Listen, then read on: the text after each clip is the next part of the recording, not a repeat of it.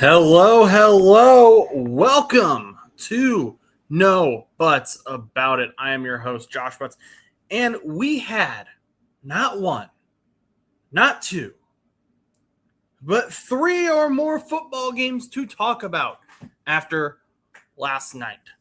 We're recording this on a Friday. I apologize for the schedule change. It's a little different, but, life happens. Anyway, though, let's get right into it. And we're going to be talking about a few different teams here today. And first of all, though, I want to go back to the Hall of Fame game because I promised that we would talk about Carson Beck, what I really liked about his game. He did not play last night when the Cardinals played the Raiders. That would have been kind of neat. Fernando Mendoza did play a little bit in that game. So that would have been cool to see Carson Beck versus Fernando Mendoza. We didn't see that. Apparently, Carson Beck did suffer a bit of a rib injury, nothing serious in the Hall of Fame game, but Mike LaFleur decided to just kind of hold back Carson Beck for game 2, which is fine. But needless to say, I think Carson Beck played really well in the Hall of Fame game. So we're going to talk about that. Then we're going to talk about the Bengals and kind of some of the things I really liked about them. We're going to talk about the Lions, the Steelers, what I'm looking forward to for the Vikings, the Colts, my Colts and Patriots notes, and then the Quinnen Williams extension. So we've got a big full show coming up here. However, before we get into that, I do want to do a little bit of a PSA. And this PSA isn't just for me. It's for multiple people on YouTube. So YouTube, the monetization system to join, basically to get paid for making stuff is changing. And so everyone knows about subscribers. They know, people always ask for subscribers. There's also watch hours. Those are really important too. And you have a year to get a certain amount of watch hours. Right now it's 4,000. YouTube is upping that to 8,000 at the end of this coming January, I believe. So if you're not monetized, it's going to become even harder to get monetized. So I'm not saying this for me. I'm not saying this to, make you go and watch every single video. But I'm saying this to, help all of us out. If you have another small creator you really like, maybe you have a Cardinals YouTuber you really like, maybe you have a Vikings YouTuber you really like, check them out.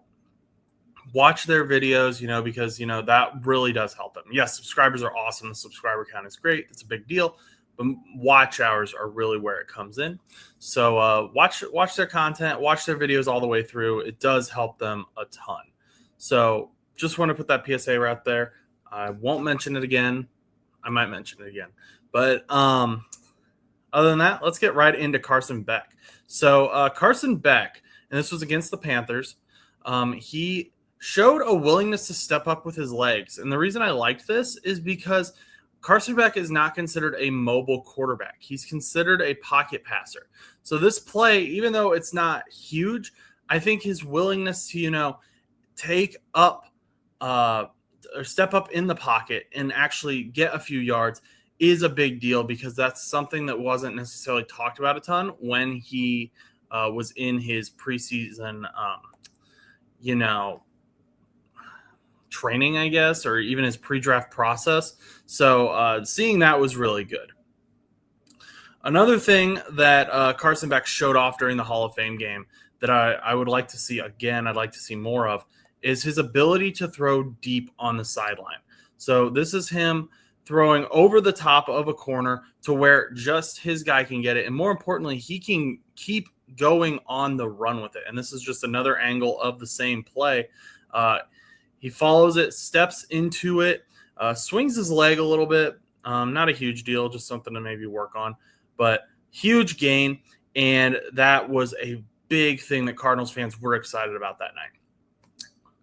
And Carson Beck, this next play, he can use his legs. He is a mobile guy. He's not described as that because he's not a Lamar Jackson or maybe even a Josh Allen type player. But he can move around in the pocket. He can bootleg. He can get fancy with it. And here, this play confused me initially because Carson Beck does a really good job of looking off the guy he's throwing to. And I put two angles here because I actually lost the ball. So Carson Beck is going to bootleg, and you think he's throwing to the guy over on the side. No, the ball ends up in the middle of the field. So that was impressive. But then what else do we got here? So let's look at it from a different angle. He's going to bootleg again because it's the same play. And he throws across his body while on the move. Very, very good throw for a rookie quarterback. I really liked that play. So that was exciting for Cardinals fans. I see that Chris Vikings has joined us. Welcome, Chris. We'll get to the Bengals here in a moment. Then, when you thought you'd seen it all with Carson Beck, when we're like, this game cannot get any better. He's having the greatest NFL debut of all time. He came out and made these are my two favorite plays of the night from Carson Beck. I put them in the same clip because and remember, I'm not like, I didn't come into the draft process loving Carson Beck either. So this isn't like a homer take. I was genuinely impressed by Carson Beck in the Hall of Fame game. So this is going to be a huge, huge throw from the 40-yard line. He takes a few steps back, launches it, and just sends it. And it is caught. It's gone. Gets into the red zone. So we're going to watch it again from this angle to kind of see his perspective, and avoids the pressure and sends it while another defensive man is in his face, and he gets the catch. So then this next one, this I thought was arguably more impressive. This nice fade. He's going to throw it to the right. It's going to be a nice just fade, one-handed catch for Simi Fioco. And I loved that play. I loved that catch the night of the game when we were watching it. I think I put it on Twitter. I was like, that's crazy. To put the ball right where only your guy can get it. He had to go up with one hand to get it.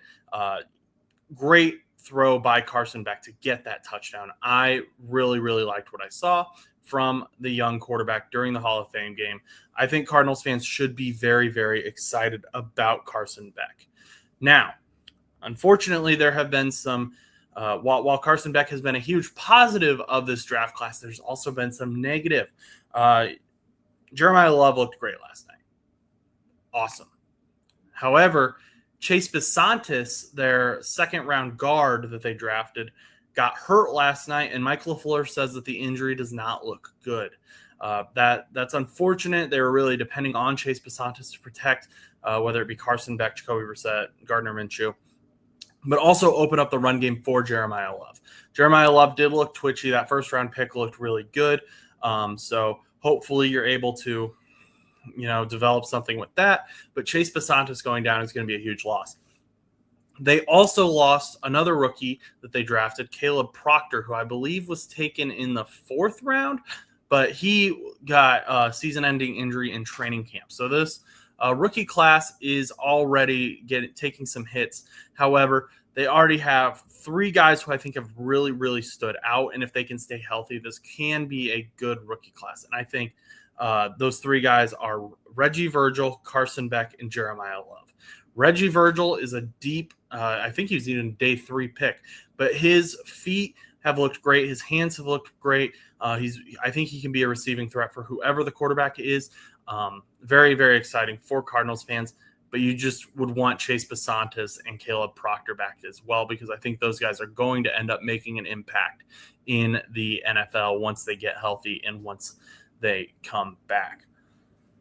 So, lots of good stuff to be excited about for Arizona Cardinals fans. Now, I saw Chris made a comment. Breaking news. Bengals O-line still sucks. Poor Burrow.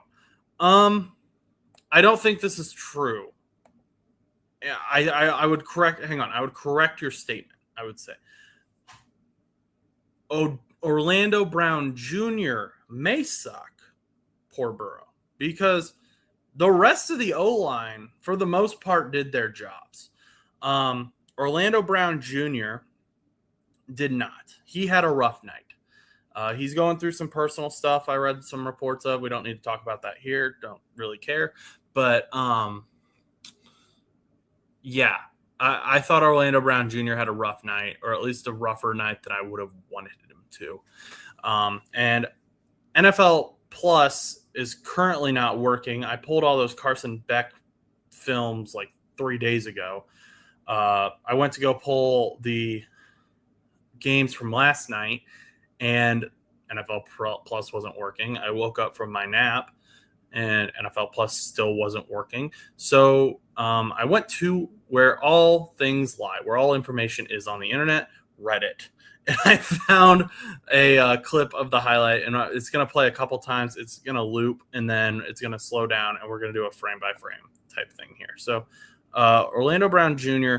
gets absolutely beat by Eric O'Neal here, who's an undrafted free agent out of Rutgers. He had 2.5 sacks, just gets beat by – and Orlando Brown Jr. has always struggled with speed guys, but getting beat by an undrafted free agent – is, he goes right around him. Like, he just he isn't focused. He isn't mentally there. Everyone else is holding up their guys. I mean, you can see that in the frame, but then Orlando you never want to see your tackle get fully turned around like that. And it just is bad. I was not happy with that, even when I saw it in live time. So, something to address. Something to address for sure, because they just extended Orlando Brown Jr. So seeing that is not super promising. There's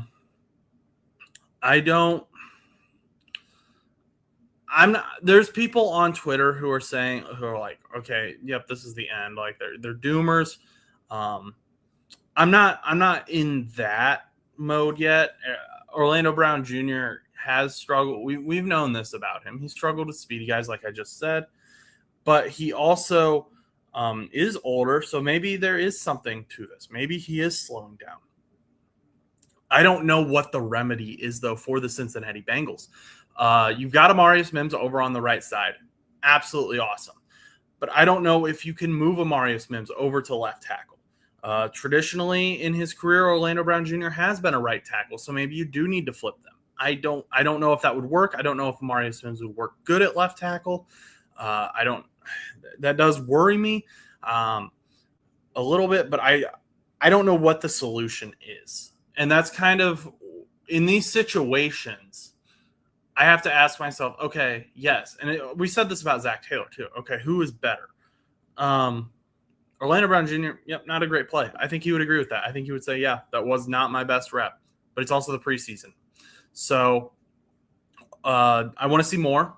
If this becomes a continuous issue, if this becomes an issue in game 2, this is an issue in game 3, yeah, we need to have those tough conversations, because that was not good. Ahmed Hassanin had another really good rep on him. Kind of a similar thing. Hassanin is a speedy edge who I loved last year coming out of college. He got injured. Awesome story. I was actually really happy to see him have a good night last night. He had, I believe, the best night of all the Lions. But yeah, just not acceptable. Not making excuses for him, but I'm also not cutting him right now, like some people seem to. But other than Orlando Brown Jr., I actually thought that the Bengals offensive line played pretty well for what we expected them to do. Brian Parker, a Bengals rookie this year, he looked awesome. And he was someone who I wanted to highlight. We're probably going to end up doing a film review on some of these Bengals rookies, because he was playing guard last night and he just was laying linebackers down left and right. He was awesome. And I wanted to show him. Can't, because NFL Plus is not working, and it's not just for me. That I just got on X and I see a bunch of other reporters are having issues with it as well, which is unfortunate. But let's look at the rest of the Bengals. Let's look at the rest of the Bengals rookies right now. We'll go the winners. Let's go to the general winners. So for biggest winner, I put Colby Young and Dante Myers. They are both wide receivers. And the reason I selected both of these guys is because Colby Young is in a wide receiver 3 competition with Andre Yoshibas. And there have been some questions about whether Colby Young's game was going to transfer from practice into a real game. And I think we saw that it will. I think we saw that he has potential. He did have some drops, or I think he had one big drop, but he also had some good catches. He had 4 targets, caught 2 of them, 28 yards. Joe Flacco seems to really, really like Colby Young. Yoshibas also had some drops. So I was hard on Colby Young coming into the draft process. I was hard on him with his route running, his catchability, just a few other things. I wasn't a huge fan of the pick, so I wanted to give him his flowers here because I thought he did play decently well. I'd like to see him continue to play well, but I think Colby Young continues to make an argument for himself to be that wide receiver 3 in this Bengals offense behind T. Higgins and Jamar Chase. Then Dante Myers. So Dante Myers is a former CFL star. He's not really a true technical rookie out of college, but this is his first year with the Bengals. And this is his first year in the NFL as well, I believe. And the big win he had was he tied Jack Endress for receiving yards last night. But even bigger than that, he got Joe Burrow's attention, which is huge. The Bengals have shown time and time again that they value Joe Burrow's opinion. And if Dante Myers has Joe Burrow's attention, that means that he has a solid chance of making this roster, I think. So Dante Myers, Joe Burrow actually told a story about him during the press conference last night, and it's been posted a few times. But basically, Joe Burrow was throwing. He texted Dante Myers. He said, "Hey, are you going to be in Cincinnati on Thursday?" And Dante Myers said, "I can be." And then he drove through the night from Atlanta to Cincinnati to be at Joe Burrow's throwing session. And it showed. He had a great game last night. The Bengals may have to add him. They may have to put him on this roster because he's going to force them to. And that's great. And if he doesn't get added to the Bengals roster, he'll get added to another team's roster. So I think Dante Myers is a huge winner last night. Having the quarterback 1 talk about you after the first preseason game when you're an undrafted free agent is a huge, huge deal. And that's really, really exciting for this young player. Another player who I added making noise, I just mentioned him, is rookie Jack Endress. So the Texas tight end. He hasn't really been talked about a whole lot during training camp. Not really. And he even said he hasn't had a great camp. However, he had a touchdown last night. Looked very promising, looked really good, was really fun to watch. And I think he could even force the Bengals to take 5 tight ends again, like they did in 2024 and 2025. So Jack Endress had a big, big night for the Cincinnati Bengals. He needs to keep that up, but I think that's very promising. And he could even maybe, if they decide to take 4, there's a chance he could compete with Tanner Hudson for that roster spot. So I like Jack Endress. He came in with a chip on his shoulder. He said he was going to prove, the guys all the teams that passed on him wrong. He believed he should have gone earlier in the draft, and I think he is on his way to doing that. Very, very exciting player. And we just talked about Orlando Brown Jr. Unfortunately, you don't necessarily want to see one of your veteran players on the list for biggest loser, but I couldn't really think of anyone who may have had a worse game. But hopefully he can recover. Hopefully this is a one-off, and we will see Orlando Brown Jr. thrive in the future. A few other notes I wanted to look at for the Bengals rookies. Cassius Howell is a dog. Oh, my gosh. This guy did not play a whole lot, but when he did, he was visible. He had a fumble recovery, and I don't know if it went down on the stat sheet as a half sack, but I think it was a half sack with Chris Jenkins. Either way, he was getting pressure. He was in the quarterback's face. So that was huge for the second-round pick that the Bengals had a first-round grade on. If he is able to be good, that's going to be great because we got Dexter Lawrence, and then Cassius Howell comes in. Huge addition to the defense. Colby Young, like I said, 2 catches on 4 targets for 28 yards. Showed practice, not a fluke. And then Brian Parker held his own. bulldozed some guys. Like I said, I wanted to show videos of it because it looks so cool. And then, of course, Dante Myers looked really good as well.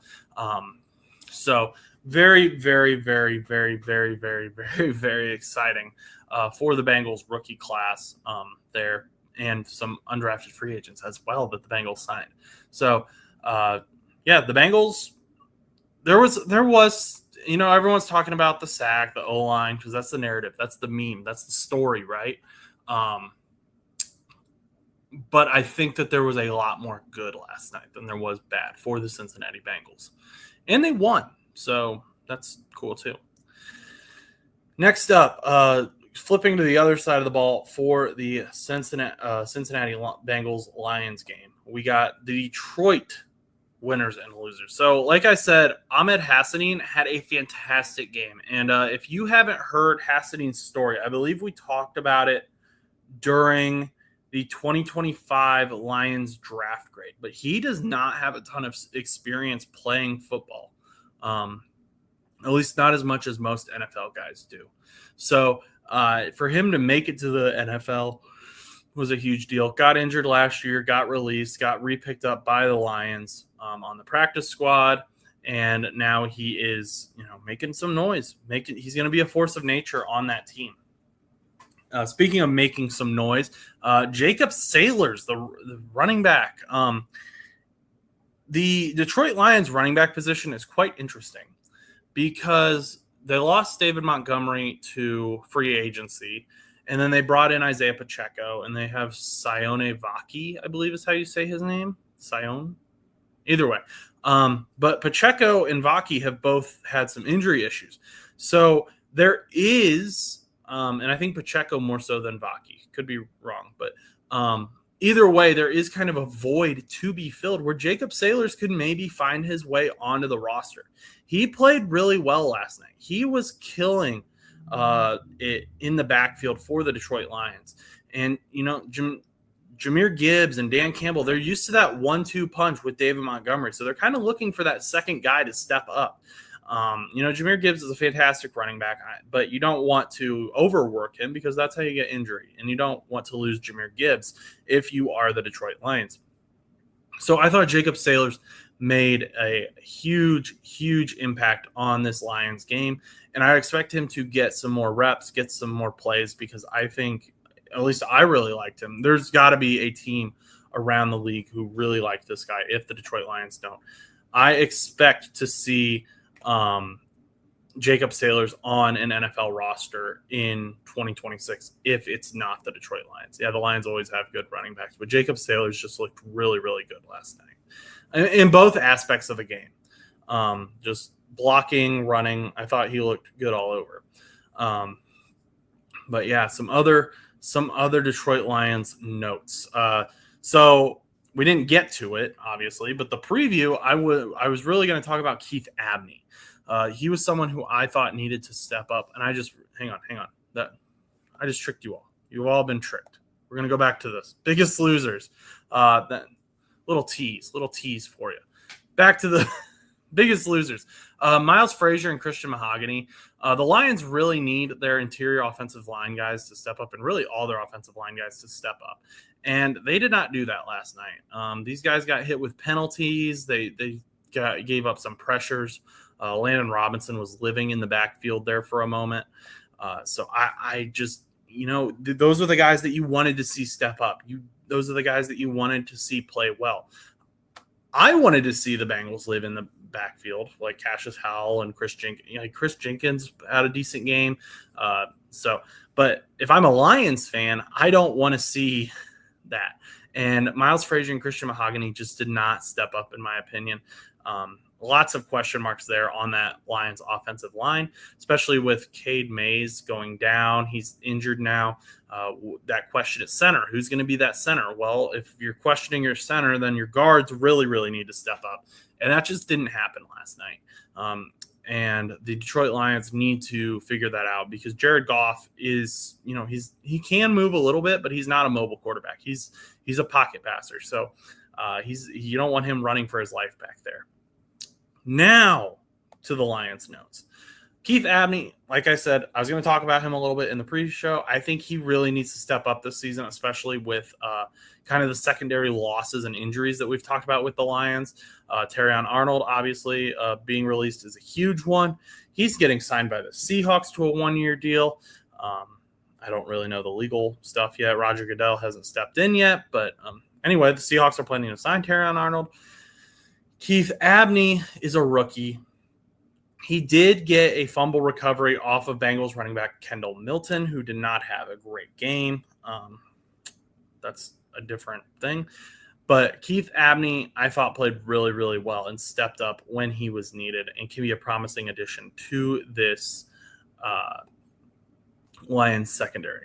Luke Altmaier was really interesting because he started the game, and then he got pulled for Josh Dobbs, and then he got put back into the game. I think he got pulled in the second quarter. Josh Dobbs played for a bit, and then Luke Altmaier finished out the second half in the rest of the game.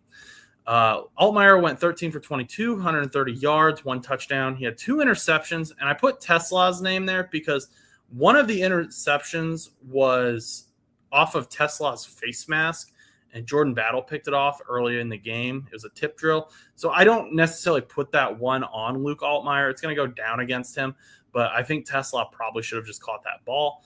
The other interception was Russ Yeast to end the game. He didn't look amazing, but he does have some promise. They do have a backup quarterback competition now that Teddy Bridgewater has retired between Josh Dobbs and Luke Altmaier. Luke Altmaier is undrafted free agent. Josh Dobbs has been in the league for a while. He just got signed, so maybe that contributed to why he didn't play a ton. But I do think it is notable that Dobbs came in and then was pulled. The coaches may have wanted to see more Luke Altmaier. We have to continue to watch that as well. Jacob Sailors, like I said, had a great game. 6.69 yards per rush attempt would be crazy. 6.9 yards per rush attempt, 55 rushing yards total, and he had 28 receiving yards as well. So great game for Jacob Sailors, very promising player. And then they did have 2 injuries, but we have to note that Enos Rackstraw, he has an arm contusion, not thought to be serious by Dan Campbell. He confirmed that today. And then Wingo is in the concussion protocol. So just 2 things to note, but that Rackstraw injury would have been a huge hit to the Detroit Lions if that would have been serious. Luckily, it wasn't, though, because Rackstraw just came back from injury. So to lose him again would just be But, yeah, I thought the Lions had some promising players.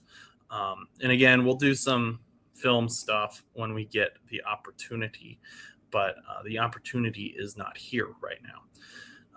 Let's see here. I'm going to delete the graphics that we already hopefully used. That way we don't re-pull them up on accident. We'll go to Colts and Patriots. Not a whole lot. I mean, this game it happened. It ended in a tie, which was kind of how it felt, I guess, which it's a preseason game. Anthony Richardson, he requested that trade. So he's kind of, he's not only competing with Riley Leonard for the position to the quarterback 2 position, but he's also, kind of showing off what he can do for other teams. He didn't impress me. I saw some Colts bloggers thought he played well. I don't think he played to the degree that he should. I mean, this is a former starting quarterback. This is a former early first-round pick. And we're still talking about him struggling in the preseason with turnovers and fumbles and I don't know. I don't think he really helped his case. Riley Leonard didn't really push him, though. So behind Daniel Jones, the quarterback position is very questionable for the Indianapolis Colts, which is not super promising. JTT got some pressures, which was good. He's in that defensive end starter battle with Arden Key. I would have liked to have seen him get some sacks, but maybe that's a game 2 thing. However, rookie defensive end George Gums got a sack, and Caden Curry got a sack. 6th-round pick getting a sack there. That's nice. He also got 2 tackles for loss. A player that I really liked coming out of this draft was Bryce Betcher out of Oregon. He looked extremely athletic and fast in this game. I want to see more of him. I think that he can be a key part of the Indianapolis Colts defense. And then, we've got Dorrance Armstrong. Oh, okay, wait. We've got multiple of these. Breaking news. Where's my thing? We'll come back to that. We'll come back to the Colts.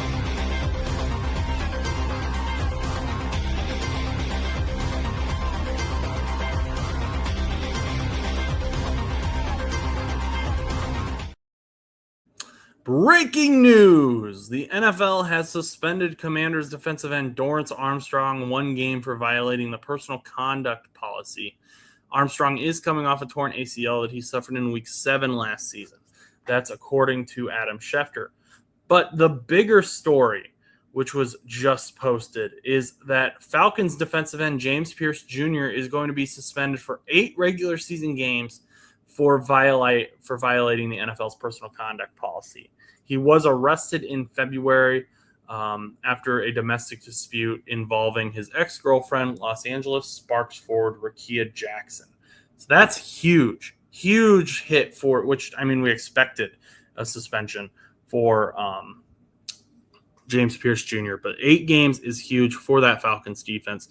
So a very notable loss there. Losing Dorrance Armstrong for a game is notable, but it's not as severe as 8 games, especially in the NFC South where they're all kind of racing for the bottom, it seems.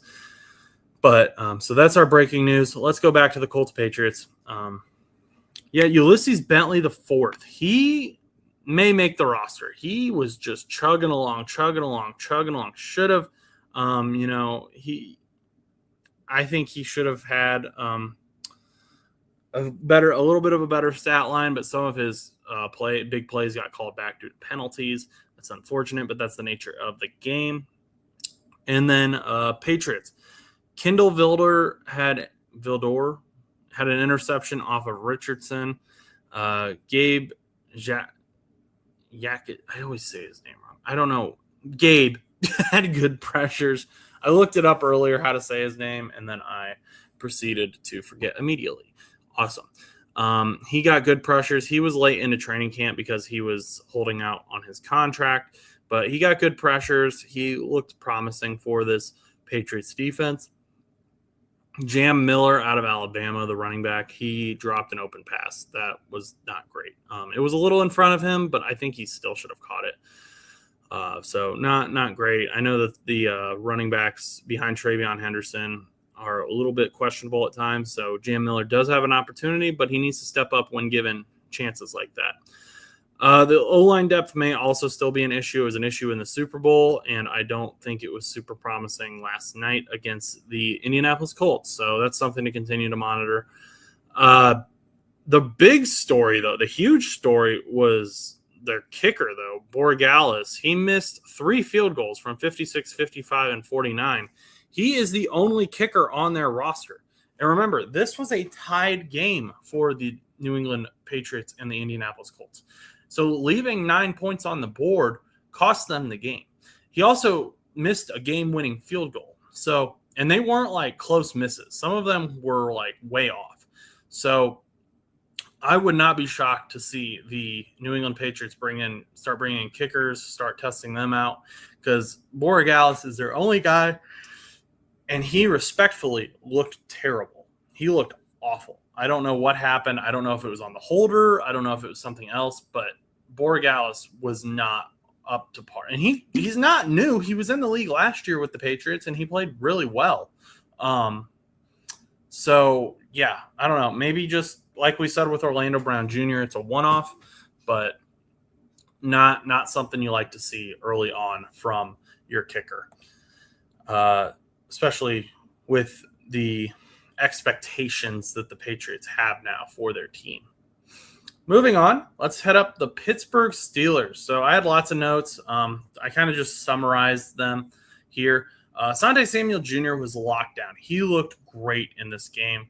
Fantastic play. He broke up some passes from all of the Packers quarterbacks that he played against. He even prevented some touchdowns. Just ultimately, really, really good pickup for the Steelers. It does worry me a little bit as a Bengals fan. Homer, he is a running back for the Pittsburgh Steelers. He struggled, I thought, last night when it came to blocking. Travis Homer. He is on a 1-year deal with the Steelers. Did not impress me. And he was kind of part of the reason that I felt like Mason Rudolph was struggling. Mason Rudolph looked lost last night. He looked like he'd never been on the field before. He was running around. He looked scared. And Homer was given some pass blocking opportunities, and he just got driven back into Mason Rudolph. So that certainly did not help. However, he was a good pass catcher. He had some good receptions from Rudolph, from I think Will Howard as well. So he could maybe be a weapon in the receiving game, but you do not want him blocking, was my takeaway. Dylan Cook struggled at right tackle. The Steelers have some questions at offensive tackle and depth. Dylan Cook got pushed back a lot, again, into Mason Rudolph. So Mason Rudolph had his own guys in his face a lot, too, last night. He just did not seem like a veteran quarterback in that moment against the Green Bay Packers. We'll see what happens. Maybe there's a chemistry thing or something. But, yeah, Mason Rudolph has some question marks next to his name right now, I think. Caleb Johnson also has some question marks next to his name. The former third-round pick did not play. I wrote it down. I have 8 pages of notes here for these games that I'm going off of. Caleb Johnson did not get his first touch until late in the third. I did not hear his name until late in the third, and I looked it up, and he does not really have any notable touches, any notable plays. He just, not something you want to see from your third-round pick from a year ago, in my opinion.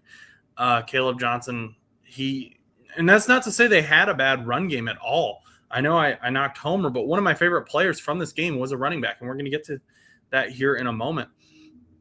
But, yeah, Caleb Johnson, where is he? What is he doing? Is he just struggling? Mike McCarthy doesn't trust him? I don't know.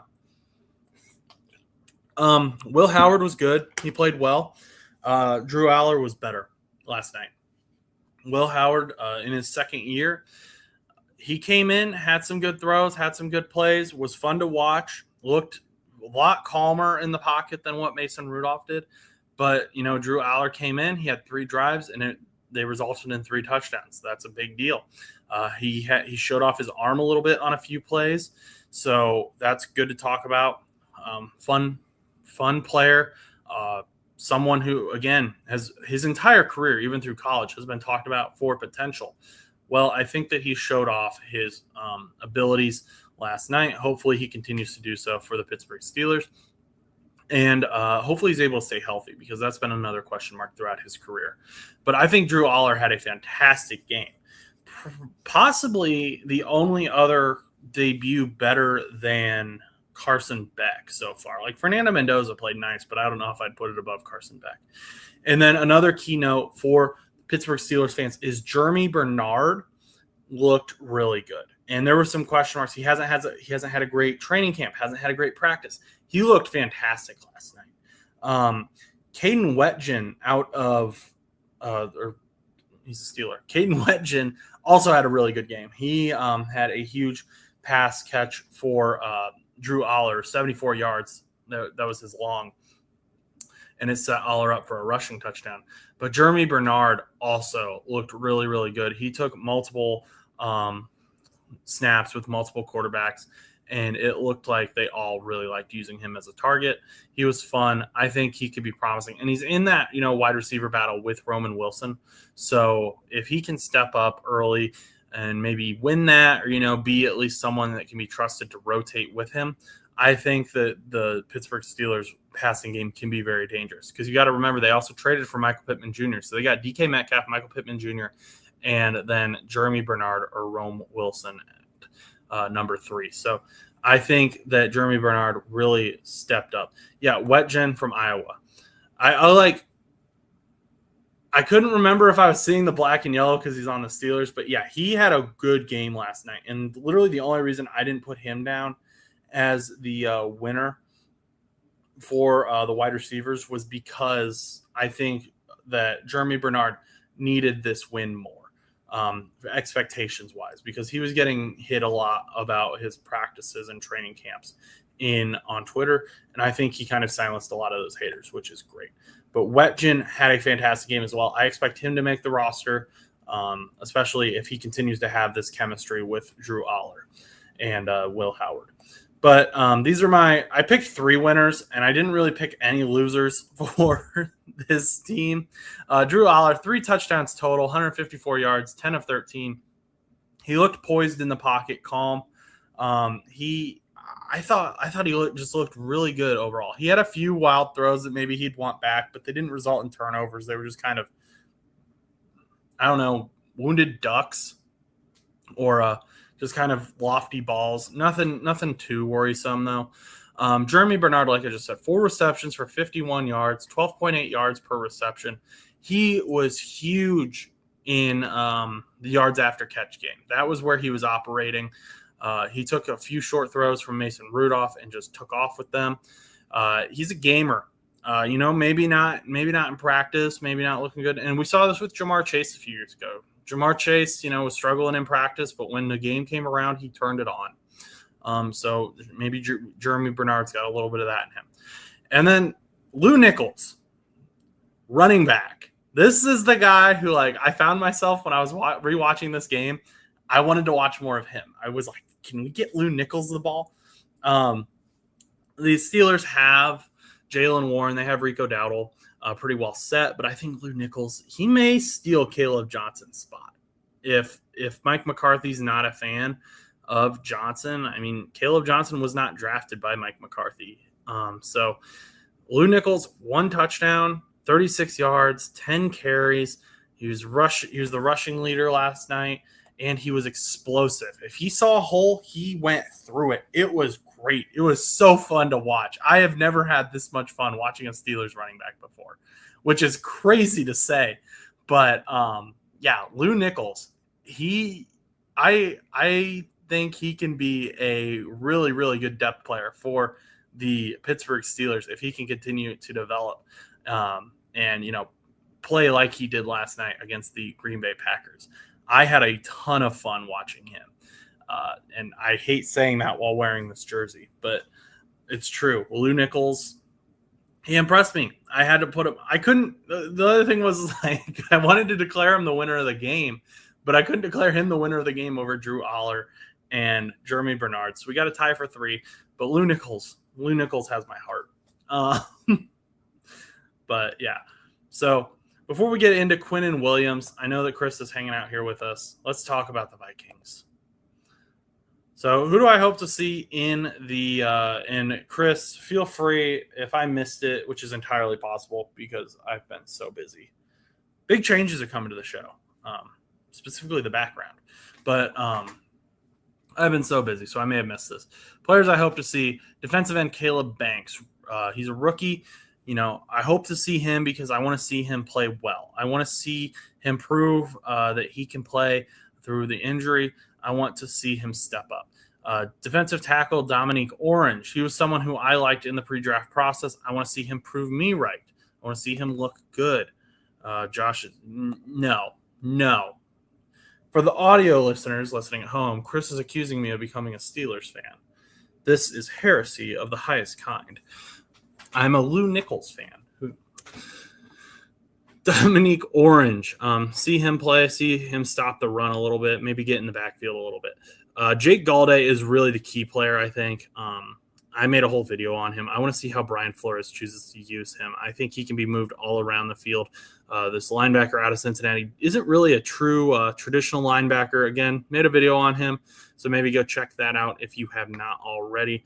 But I think he can be a very promising player, and I'm excited to see how he's used, and I think we'll get a little bit of a taste of that in this first preseason game. Left tackle Caleb Tiernan, another rookie. The rookies are going to be very important to this Vikings team, as you can see.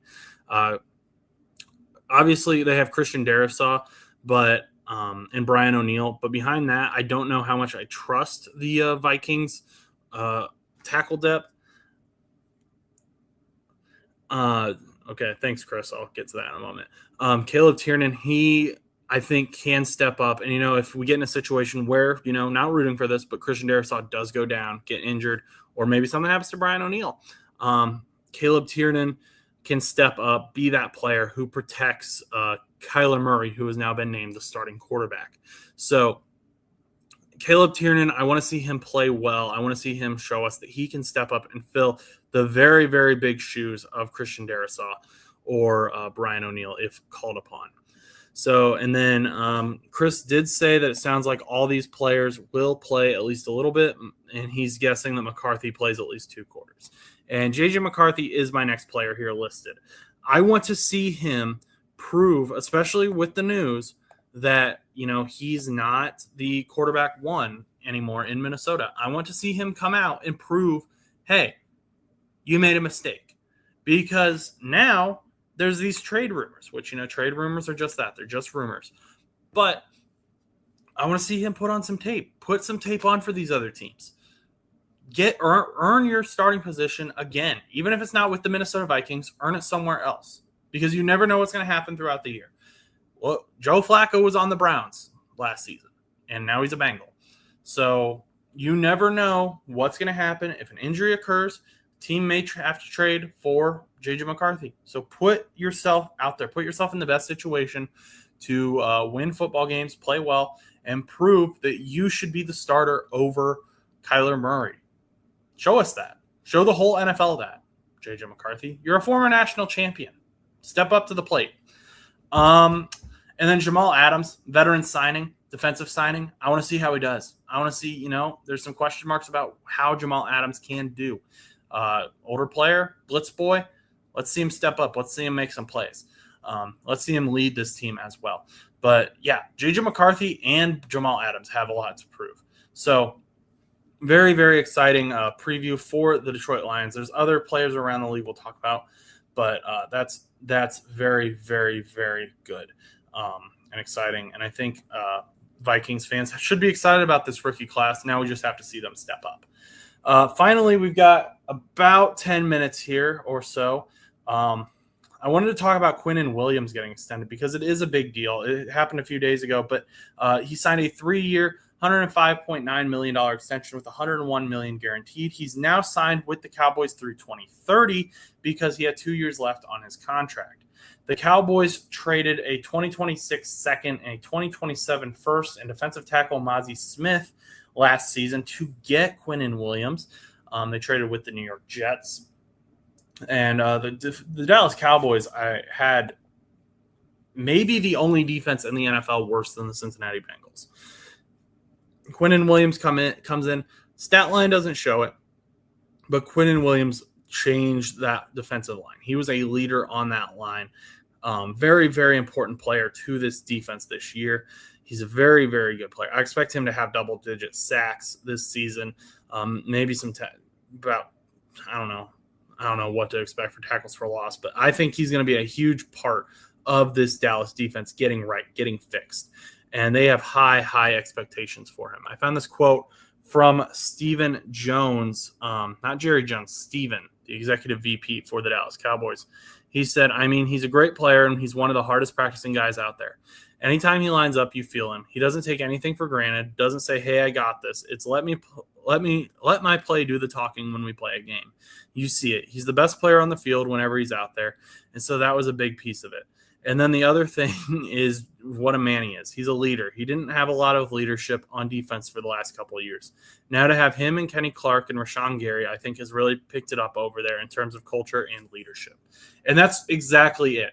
I think that Quinnen Williams is going to be such a key piece to just establishing the culture of this defense, helping Brian Schottenheimer establish the culture of his team overall, but really on that defense. And guys like Kenny Clark as well. But Quinnen Williams, they traded away Micah Parsons, so they didn't really have that guy on the line. I think Quinnen Williams is that guy. They locked him down through 2030. The only concern I really have now is Dexter Lawrence came in on a deal. So if Dexter Lawrence has a fantastic year, which I expect him to, he's looked awesome in practice, is he going to want more money? because that's a lot of money. Top 3 defensive tackles are getting paid bank. So Quinnen Williams, you dog, you pay attention to him. Don't forget his name. He's going to be a big deal on that defense. But yeah, thank you so much for stopping by in this weirdly scheduled, show because of life happening. I actually could not access the program I used to stream for some reason, which was very annoying and unhelpful. But I wanted to get a show in because there's a ton of great stuff happening in the NFL around the league. I appreciate everyone for stopping by. Let me know which rookies, which players who maybe just aren't starters yet or aren't notable. Who should we be paying attention to down below in the comments? Who are you excited about? I'm going to try and put together, at least for the Bengals, I want to put together a kind of film review, maybe of Cassius Howell, Brian Parker, guys like that. We did a little bit with Landon Robinson already, but I want to do more Skull Vikings. Here, I'll put it up for you.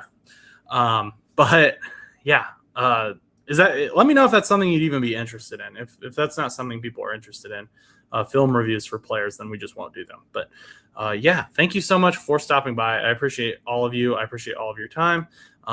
Make sure to subscribe if you have not already. I'm going to go update some news posts right now with those suspensions. And until next time, go do something nice for someone.